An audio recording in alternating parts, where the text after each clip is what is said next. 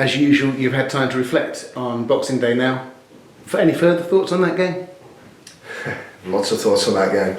I think firstly it's good to come away with a result. You know, a nice way to obviously win it for the group after coming off the back of Northampton and losing it in the same manner. So to come off that way and to win it in the final 30 seconds, you know, sends the fans home very, very happy and smiling because it's the last thing that they've seen and they remember, of course. And to have 10,000 there on Boxing Day, just over, was a wonderful experience for everybody. And again, I know we've got that turn up against Derby, but there's also a lot that we need to and will continue to build and work on. You know, so it's a combination of both. But like I said, the main thing was we got the result, but we must be better if we want to continue pushing what we want to. I fear to ask you this. Josh Murphy didn't make that game. He was close. How close is he going to be for Friday? Yeah, Josh is doubtful again for Derby.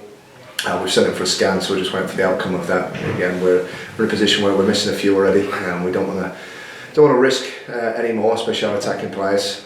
So we'll make a call on him once we get the scan results back. You've got it's horrendous for you. I don't know whether you can answer this. Same with Billy Bowden. He's had an injury that you don't want to make worse, but at some point do you need to gamble that they play again? It's a very, very difficult situation for you. It is. Like, I'm not an expert in the medical side of things. I'll always be guided by the people we have in the building who are good at what they do, and that's why they're here. And Amy certainly heads up that medical team extremely well, but is supported by everybody around. And yes, we could play them, I've no doubt, both of them, but the recommendation, the feedback from the medical side is that if we did that, there's a big potential that we put the player at serious risk and potentially lose them for a large period of time.